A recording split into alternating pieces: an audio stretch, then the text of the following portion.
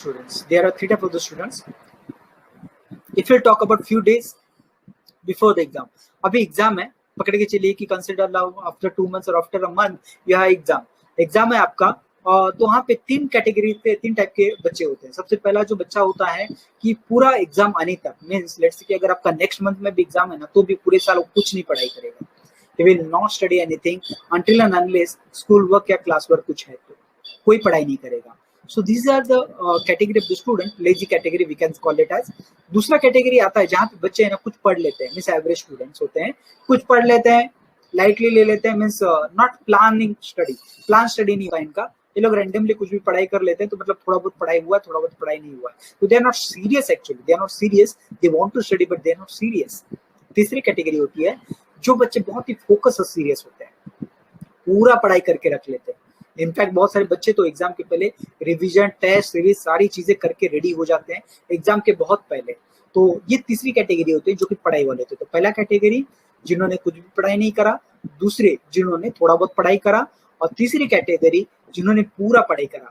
हम लोग हर बच्चे के लेवल के हिसाब से किस तरीके के एग्जाम के पहले उसको स्टडी का भी प्लान करना चाहिए वो हम लोग डिटेल में देखेंगे। So stay connected till the end, ताकि आपको मैं डिटेल में समझा सकूं कि आपका बच्चा जो भी कैटेगरी का, आपका बच्चा पकड़ के चलिए कि कुछ भी पढ़ाई नहीं करा तो उसको अभी क्या करना चाहिए, अगर उसने थोड़ा बहुत पढ़ाई करा तो क्या करना चाहिए, और अगर आपके बच्चे ने पूरा डिटेल में हर चीज बहुत अच्छी तरीके से पढ़ के रखा हुआ है तो उसको क्या करना चाहिए। तो I am going to tell you now.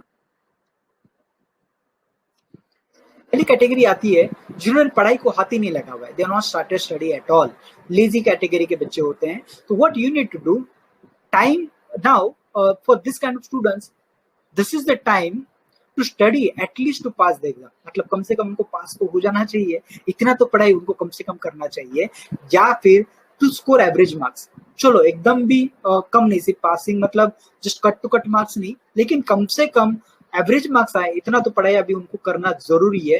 वो लोग हाई स्कोर नहीं कर सकते, don't take me wrong, I don't want to demotivate you, लेकिन अगर आपका एक ही महीना बाकी है एग्जाम के लिए, या फिर 1.5 मंथ ही बाकी है, तो ऐसे केस में I will not tell you कि नहीं अभी आप कुछ मैजिक कर लोगे और आप 90 प्लस लाओगे, क्योंकि आपने पूरे साल कुछ पढ़ाई नहीं करा हुआ है।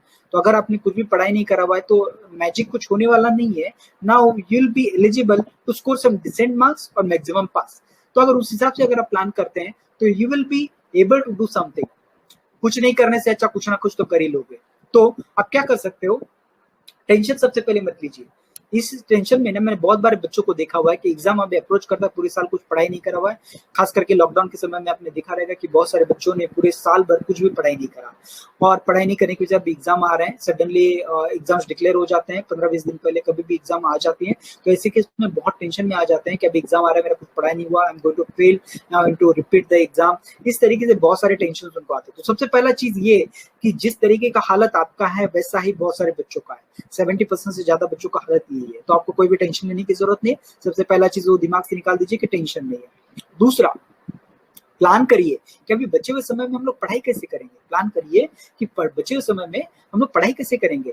Take some important last moment revision questions. अगर आप किसी के गाइडेंस से या फिर किसी आपके टीचर से या फिर आपका जो एक्स्ट्रा कोचिंग वाला रहेगा उनसे कुछ लास्ट मोमेंट क्वेश्चंस लीजिए। लास्ट मोमेंट रिवीजन क्वेश्चंस मतलब क्या होते हैं, मोस्ट इंपॉर्टेंट क्वेश्चंस होते हैं जो एग्जाम में आने के चांसेस थोड़ा ज्यादा हो जाते हैं, इस तरीके के, और उनको स्टडी करिए।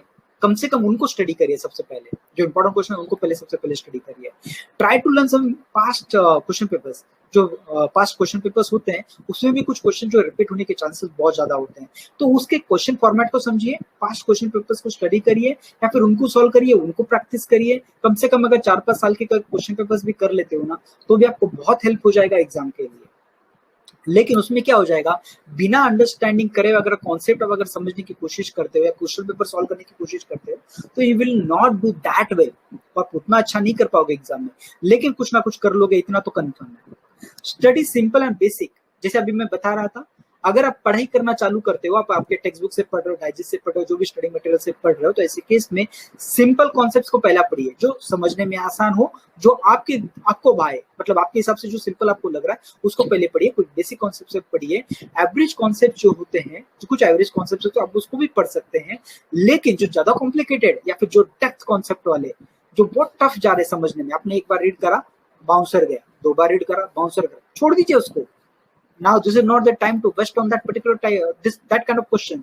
अगर उसके साथ में टाइम वेस्ट करोगे ना तो जो आपको आने वाला है ना वो भी नहीं आएगा। So don't waste time on that. First cover middle level questions and the basic level questions. ये दो टाइप के क्वेश्चन सबसे पहले कवर अप करिए। इससे हो क्या जाएगा, कम से कम पूरे बुक में आपके इतने क्वेश्चंस तो प्रिपेयर हो जाएंगे कि आप कैसे भी एक एवरेज पढ़ाई करने के बाद भी फर्स्ट क्लास ला सकते हो। कम से कम इतना तो कर ही लोगे। हमने पहले थोड़ी देर पहले देखा कि डिफिकल्ट लेवल क्वेश्चंस कितने होते हैं, सिर्फ 13% होते हैं। हमने थोड़ी देर पहले देखा था। तो बाकी के जो इजी लेवल के क्वेश्चंस होते हैं 61% से भी ज्यादा इजी लेवल के क्वेश्चंस होते हैं। तो अगर आप इतना ज्यादा क्वेश्चंस अगर पढ़ लेते हो तो आप फर्स्ट क्लास तो किसी भी तरीके से ला सकते हो अगर आप ढंग से पढ़ाई करो तो। First focus only on the scoring topics. जो स्कोरिंग टॉपिक होते हैं, जैसे कि हमने थोड़ी देर पहले भी डिस्कस करा हुआ था कि अगर आप इस तरीके की कुछ फॉर्मेट देखते हैं कि कौन से टॉपिक में ज्यादा मार्क्स है या फिर कौन से टॉपिक स्कोरिंग है, कौन से कंटेंट में ज्यादा स्कोर मिलने वाले है, उसको पहला पढ़ाई करिए। ज्यादा कॉम्प्लिकेटेड रहा तो उसको स्किप करिए, उसके अंदर पीछे पे टाइम मत वेस्ट करिए। समझ में नहीं आ रहा वो चीज को मत पढ़िए। जो चीज समझ में नहीं आ रहा तो किसी से पूछिए, किसी से गाइडेंस लीजिए, समझ के लीजिए, फिर पढ़ाई करिए। ऐसे भी आप कर सकते हैं। उसके अलावा do not waste on the topics which you do not understand. जिसको आप, जो टॉपिक आपको समझ में नहीं आ रहा, आपके ट्रेनर को भी बताइए। अगर आपको कोई कोच है, एक्स्ट्रा कोच, आप उसको भी बताइए कि जो ज्यादा डिफिकल्ट क्वेश्चन है, जो आपको समझ में नहीं आ रहा है, वो समझा रहे हैं अलग अलग तरीके से, फिर भी आप समझ नहीं पा रहे, उसको स्किप कर दीजिए। सिंपल और एवरेज लेवल के क्वेश्चंस को पढ़िए जो आपको हेल्प करेंगे आपके एग्जाम में स्कोर करने के लिए। अभी तक अगर आपने कोई भी पढ़ाई नहीं करा, फिर भी आपको डरने की जरूरत नहीं है, क्योंकि ये मेथड्स यूज करके आप लास्ट मोमेंट में भी सरवाइव कर जाएंगे और एक डिसेंट स्कोर आप आसानी से कर सकते हैं। अभी सबसे इंपॉर्टेंट चीज क्या हो जाता है कि आपको दो तरीके से इसको पढ़ाई करना चाहिए। आपको एक तो लर्न करना चाहिए, दूसरा राइटिंग प्रैक्टिस करना जरूरी है। अगर आप रिटन प्रैक्टिस नहीं करते ना तो आपको जल्दी वो समझ में भी नहीं आएगा, और अगर हम लोग लिखते नहीं है तो हम लोगों को याद नहीं होता चीजों को। बहुत बार ऐसे होता है हम लोगों को, अगर हम लोगों ने लर्न कर लिया, सिर्फ मेमोराइज कर दिया, हम लोग भूल जाएंगे। लिखेंगे तो ज्यादा अच्छी तरीके से याद रहेगा। वो एक तरीका होगा। दूसरा, जो कुछ भी आप पढ़ाई कर रहे हैं, एग्जाम के लास्ट मोमेंट तक सिर्फ आप सिलेबस कंप्लीट करने में मत लग जाओ कि सिलेबस कंप्लीट करना है, सिलेबस कंप्लीट करना। मैंने बहुत बार देखा है, पेरेंट को भी देखा हुआ है, बच्चों को भी देखा हुआ है, they just behind to complete the syllabus. Syllabus complete कर लेने से क्या आप एग्जाम में स्कोर कर पाओगे? क्या पहले ये ठंडे दिमाग से सोचिए। You will not be able to score in the exam if you complete only syllabus. Syllabus solution नहीं है। सोल्यूशन क्या होता है कि आपने उसको रिवाइज कितनी बार करा, आपने जो पढ़ाई करा उसको रिवाइज कितनी बार करा। So what you need to do, revise the part और revise the content which are studied और your teacher has taught you already. जो आपको पढ़ाया गया हुआ है या फिर आपने जो पढ़ाई किया हुआ है उसको आप पहले रिवाइज करिए। रिवाइज करने से होता क्या है, डबल बार, ट्रिपल बार, मतलब 2 बार, 3 बार, 1 बार कम से कम रिवीजन के लिए टाइम को ग्रेस पीरियड में रखिए। अगर आपके पास समय नहीं है, जो बचा हुआ है उसको भले छूट जाए तो चल जाएगा, लेकिन जितना किया हुआ है वो ढंग से होना जरूरी है। ओके, बच्चे जिन्होंने थोड़ा बहुत पढ़ाई किया, थोड़ा बहुत पढ़ाई किया हुआ है, they are not serious but at least studied something. कुछ नहीं करने से अच्छा कुछ करना अच्छा होता है। तो अभी ऐसे बच्चों को क्या करना चाहिए, they can score decent mark. वो लोग जो है फर्स्ट क्लास से या डिस्टिंक्शन से ऊपर जा सकते हैं, फर्स्ट क्लास से या डिस्टिंक्शन से ऊपर जा सकते हैं अगर वो कुछ प्लान करे और ढंग से पढ़ाई करे तो। अगर प्लान करके पढ़ाई करे तो so they have chances to score better marks. Now plan how much you can study. Plan कर लीजिए कि कितना पढ़ सकते हैं। जो पढ़ाई नहीं करा हुआ है, जो पार्ट को अपनी पढ़ाई नहीं करा हुआ है, उसमें से कितना पार्ट पढ़ सकते हैं। पकड़ के चलिए कि 10 टॉपिक थे, 10 में से अपने 5 जो है अब तक पढ़ लिए, पूरे साल भर में 5 पढ़ लिए, 5 को अपने हाथ भी नहीं लगा हुआ है। तो जो 5 बचे हुए हैं ना, अभी उसमें अगर हम लोग डिटेल में जाना चालू कर दें तो do you think you will be able to cover everything? नहीं हो सकता ना, ज्यादा अच्छी तरीके से नहीं हो सकता। लेट्स से कि अगर आप बहुत मेहनत करते हैं फिर भी इतना अच्छी से नहीं हो सकता, तो हम लोग क्या करेंगे, जो पार्ट नहीं पढ़ाई करा हुआ है ना उसको हम लोग बेसिक एवरेज क्वेश्चन के ऊपर पहला फोकस करेंगे, उसको हम लोग कवर अप कर लेंगे। और जो पढ़ाई करा हुआ है ना उसको बार बार रिवाइज करेंगे। तो इससे हो क्या जाएगा, जो मैंने किया हुआ है वो तो मुझे अच्छे से आता है, और जो मैंने नहीं किया हुआ है उसमें से भी मुझे कुछ आता है। तो इसमें आपका डिस्टिंक्शन आने के चांसेस जो है बढ़ जाता है ऑटोमेटिकली। फोकस, जैसे अभी थोड़ी देर पहले बताया, फोकस ऑन मोस्ट इंपॉर्टेंट, जो मोस्ट इंपॉर्टेंट क्वेश्चंस होते हैं, लाइकली क्वेश्चंस होते हैं, लास्ट मोमेंट रिवीजन क्वेश्चंस होते हैं। आपके ट्रेनर से लीजिए, आपके एक्स्ट्रा कोच से लीजिए, आपके स्कूल से लीजिए, कहीं से भी लीजिए, लेकिन एक क्वेश्चंस लीजिए, उनको पहले फोकस करके उनको पहले स्टडी करिए। दूसरा इंपॉर्टेंट चीज आता है, लास्ट 5 साल के क्वेश्चन पेपर्स को अगर आप सॉल्व करते हैं या फिर प्रैक्टिस करते हैं तो that will help you more, आपको ज्यादा हेल्प करेंगे एग्जाम में बेहतर स्कोर करने के लिए। उसके अलावा फ्रॉम नॉट स्टार्टेड पार्ट, जो अपनी पढ़ाई नहीं करा हुआ है, study simple and the basic and the average concept instead of learning ज्यादा डेप्थ या फिर ज्यादा कॉम्प्लेक्स कॉन्सेप्ट्स।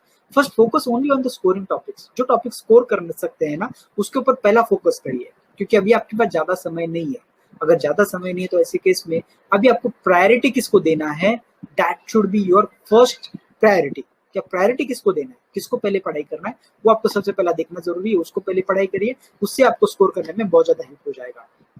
आपको समय वेस्ट नहीं करना है उस टॉपिक्स के ऊपर जो आपको समझ में नहीं आ रहा है, जैसे कि मैंने पहले थोड़ी देर पहले बताया, उसके पीछे ज्यादा समय वेस्ट करने की जरूरत नहीं। लेकिन जो टॉपिक आपने पढ़े हैं, कॉम्प्लेक्स पार्ट भी आपने पढ़ लिए रहेंगे पूरे साल भर में, तो जो आपने पढ़े हुए हैं अभी लास्ट मोमेंट के थोड़ा रिवाइज अगर कर ले तो समझ में आ जाएंगे। तो ऐसे टॉपिक को छोड़ना भी नहीं है, रिवाइज कर लीजिए। और अगर किसी ट्रेनर का अगर हेल्प लेते हैं ना तो कम समय में ज्यादा से ज्यादा चीजें हो जाएगी। जैसे कि अगर आप खुद से कर रहे हैं, सेल्फ स्टडी कर रहे हैं, और कोई पकड़ के चले कि मैथमेटिक्स का कोई फॉर्मूला कर रहे हैं, अकाउंट्स का कोई फॉर्मूला कर रहे हैं, या कोई सम सॉल्व कर रहे हैं, आप स्टक हो गए कहीं पे। स्टक होने के बाद अगर आपको कोई गाइड करने वाला हो, उसी समय अगर गाइड करने वाला हो तो आपका समय काफी बच सकता है, आपका समय काफी बच सकता है। तो ये टेक्निक्स भी आप यूज कर सकते हो, किसी से हेल्प लेके भी आप जल्दी से जल्दी उस क्वेश्चन को रिजॉल्व करवा के भी आप उसका ज्यादा से ज्यादा बेनिफिट उठा सकते हो। राइटिंग और लर्निंग ये तो इम्पोर्टेंट होता ही है, जो भी हम लोग पढ़ाई करते हैं उसको लर्न करके लिखना जरूरी होता है। और तीसरा सबसे इम्पोर्टेंट चीज, कम से कम 2 से 3 बार रिवाइज करना जरूरी है। तो जो भी पढ़ाई किया हुआ है पूरे साल में, जो पढ़ाई किया हुआ है और अभी जो पढ़ाई किया हुआ है, उसको रिवाइज करना सबसे ज्यादा जरूरी है, क्योंकि रिटेंशन तभी होता है जब हम लोग उसको रिवाइज करवाते हैं। अगर रिवाइज नहीं किया तो हम लोग भूल जाएंगे, एग्जाम में हम लिख नहीं पाएंगे। तीसरी टाइप की कैटेगरी, जो कि लास्ट टाइप की कैटेगरी है, ये ऐसे बच्चे हैं जिन्होंने पूरे साल भर में बहुत मेहनत करा है, पूरा सब पढ़ के रखा हुआ है। They are very serious towards their studies and they ambitious, मतलब बहुत ही ज्यादा अच्छे बच्चे हैं जिन्होंने पूरा पढ़ाई करके रखा हुआ है। तो अभी इनको क्या करना है, इनको ऐसे करना है कि हाईएस्ट रैंक कैसे आए, मेरा फर्स्ट रैंक कैसे आ सकता है, मैं सबसे ज्यादा स्कोर कैसे कर सकता हूँ, मैं आउट ऑफ मार्क्स कैसे ला सकता हूँ, उसके हिसाब से प्लान करना जरूरी है। अभी जब लोग इसके हिसाब से अगर प्लान करते हैं तो दे नो द कंटेंट, उनको कंटेंट पूरा पता है। लेकिन अभी उनके प्रॉब्लम्स कहाँ पर है, उनको शायद से पता नहीं है कि अगर वो कहीं पे छोटे थोड़े मार्क्स अगर लूज कर रहे हैं तो उसके पीछे रीजन क्या हो सकते हैं, लोग सिली मिस्टेक्स कर रहे हैं। और क्या रीजन हो सकते हैं, उनको पता नहीं कि प्रॉपर फॉर्मेट कैसे लिखना है, पेपर का फॉर्मेट किस तरीके से लिखना चाहिए ताकि एग्जामिनर जो इम्प्रेस हो जाए, कौन से क्वेश्चंस पहले अटेम्प्ट करने चाहिए। ये अगर आपको कोई गाइड कर दे कि कौन से क्वेश्चंस आपको पहले अटेम्प्ट करने चाहिए, तो वो भी आपको हेल्प करेंगे डेफिनेटली स्कोर करने के लिए। आपको लास्ट 10-15 साल के क्वेश्चन पेपर्स को सॉल्व कर लेना चाहिए, क्योंकि अभी आपके पास समय है, आपने पूरा पढ़ाई करके रखा हुआ है। तो अभी आपको रिवाइज करने की जरूरत है, आपको क्वेश्चन पेपर प्रैक्टिस करने की जरूरत है। तो आप लास्ट 10 साल के कुछ क्वेश्चन पेपर जो है, 10 से 15 साल के क्वेश्चन पेपर्स को आप सॉल्व कर सकते हैं, बार बार सॉल्व कर सकते हैं, हर सब्जेक्ट में सॉल्व कर सकते हैं। जो ज्यादा डिफिकल्ट वाला है सब्जेक्ट, उसको आप थोड़ा ज्यादा रिवाइज कर सकते हैं। जो इजी वाले हैं उनको तो कर ही सकते हैं, because you are already clever. अगर आप ऑलरेडी क्लेवर तो ऐसे केस में आपको उसको ज्यादा करने की जरूरत नहीं पड़ेगी, लेकिन आपको उसको ज्यादा करने की जरूरत पड़ेगी जो आपको ज्यादा अच्छी तरीके से आता नहीं है या फिर समझता नहीं है, जहाँ पे आप ज्यादा सिली मिस्टेक्स करते हैं। तो ऐसे पार्ट को आपको बार बार रिवाइज करना, बार बार रिटन प्रैक्टिस करना, ये सारी चीजें जो है इंपॉर्टेंट होती है। Focus on how well you can present the answer sheet, answer sheet किस तरीके से प्रेजेंट कर सकते हैं वो कहीं से लर्न कर लीजिए, वो ज्यादा हेल्प करेगा आपको।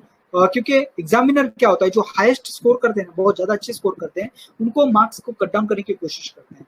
तो अगर वो it's not unnecessarily they are trying to cut the marks, लेकिन होता क्या है, जो सेकंड मॉडरेटर होता है ना, बराबर फर्स्ट मॉडरेटर ने चेक करा है कि नहीं, वो सेकंड मॉडरेटर जब चेक करने के लिए जाता है तो ऐसे केस में दे सी कि इसको हाईएस्ट मार्क्स कैसे आए। तो अगर कहीं पे कुछ डिडक्शन का अगर चांस मिला तो डिडक्ट भी कर सकते हैं। तो ऐसे केस में आपको क्या करने की जरूरत होती है कि आप अच्छी तरीके से प्रेजेंट करें कि किसी को भी चांस ना मिले कि आपके कहीं पे भी मार्क्स को कट कर सके। और सिली मिस्टेक जो पार्ट में होता है, जिसमें आपको बताया, उसको रिटन प्रैक्टिस बार बार करिए। और writing and learning both are important, और टाइम रिजर्व रखना रिवीजन के लिए बहुत इंपॉर्टेंट है। मल्टीपल टाइम्स रिवाइज करिए, अलग अलग तरीके से रिवाइज करिए, क्वेश्चन पेपर सॉल्व करके रिवाइज करिए, लर्न करके रिवाइज करिए, रिटर्न करके लिख के रिवाइज करिए, अलग अलग तरीके से रिवाइज करिए। और अगर कोई गाइड करे आपको कि आप कहाँ पे एग्जैक्ट मिस्टेक कर रहे हैं, तो ये सबसे बेस्ट तरीका होता है। खास करके अगर आप ऐसे मोमेंट पे टेस्ट सीरीज लेते हैं ना, तो आपको बहुत हेल्प हो सकता है, क्योंकि टेस्ट सीरीज में होता क्या है कि हम लोग को पता चलता है कि हम लोग कहाँ पे मिस्टेक कर रहे हैं। When we write the question papers answer sheets, so we know, और जो एग्जामिनर होता है कि वो कहाँ पे हमारे मार्क्स कट कर रहा है, सो वी नो कि this part is there where we need to concentrate more और focus more during the exam, और बार बार करने से हम लोगों को प्रैक्टिस करके वो इम्प्रूव हो जाता है ऑटोमेटिकली। ओके, तो ये एक तरीका है जो आप कर सकते हैं और आप हाईएस्ट मार्क्स ला सकते हैं अगर आप इस तरीके की कुछ टेक्निक्स और ट्रिक्स को यूज करते हैं।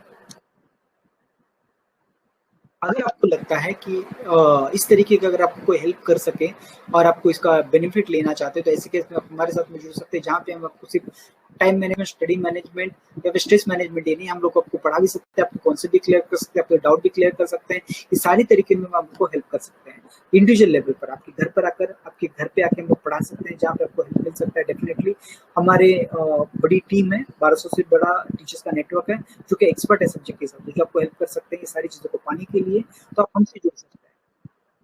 ज़्यादा जानकारी के लिए आप हमें कॉल कर सकते हैं दिए गए नंबर के ऊपर, या व्हाट्सएप भी कर सकते हैं 08097811881 के ऊपर, या फिर आप हमें ईमेल कर सकते हैं, या फिर हमारे वेबसाइट के ऊपर भी विजिट कर सकते हैं। कॉल करना सबसे बेहतर है, अभी कॉल करिए ताकि हम आपको इमीडिएटली हेल्प कर सकें और आप आपके एग्जाम में बेहतर लेवल पे स्कोर कर सकें। Thank you.